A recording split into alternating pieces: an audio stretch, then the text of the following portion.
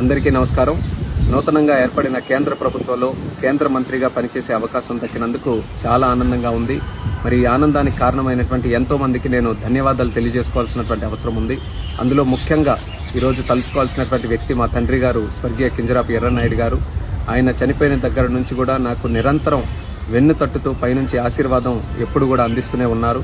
అలాగే ముఖ్యంగా మరి నాన్నగారు చనిపోయిన దగ్గర నుంచి హక్కును చేర్చుకొని నాకు నిరంతరం గైడెన్సు సపోర్టు అన్నీ ఇస్తున్నటువంటి మా అధినాయకుడు నారా చంద్రబాబు నాయుడు గారు, అలాగే నాకు సోదరుడు భావంతో చూస్తున్నటువంటి మా లోకేష్ అన్న గారు, అలాగే పవన్ కళ్యాణ్ గారు, అలాగే మన నరేంద్ర మోదీ గారు, మరి ముఖ్యంగా మా బాబాయ్ అచ్చెన్నాయుడు గారు, మా కుటుంబ సభ్యులు, మా అమ్మ, అలాగే మా సతీమణి అందరూ కూడా ఎన్నో త్యాగాలు చేసి ఈరోజు నేను 3 సార్లు గెలవడానికి కారణమయ్యారు.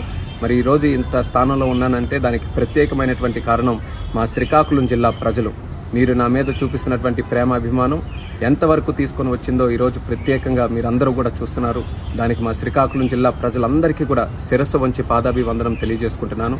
అలాగే తెలుగు ప్రజలు, తెలుగుదేశం పార్టీ కార్యకర్తలు, జనసేన, భారతీయ జనతా పార్టీ కార్యకర్తలు అందరూ కూడా కలిసికట్టుగా మొన్న ఎన్నికల్లో పోటీ చేసి ఒక హిస్టారిక్ విక్టరీని, ల్యాండ్ స్లైడ్ విక్టరీని ఎన్డీఏ ప్రభుత్వానికి రాష్ట్రంలో, కేంద్రంలో ఇవ్వడం జరిగింది.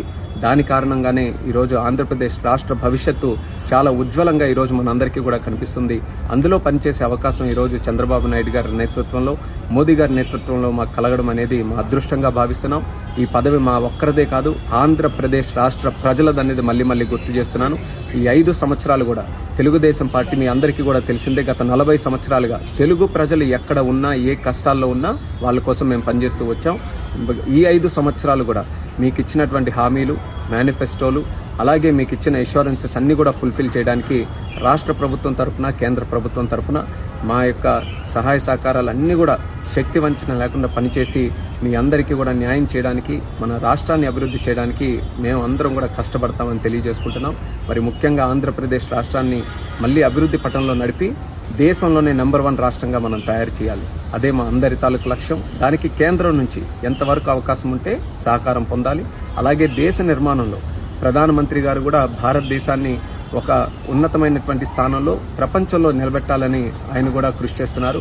ఆయనకి కూడా సహకరిస్తూ రాష్ట్ర భవిష్యత్తు గురించి నిరంతరం పోరాటం చేస్తూ మీ అందరితో పాటు ముందుకు నడుస్తాం.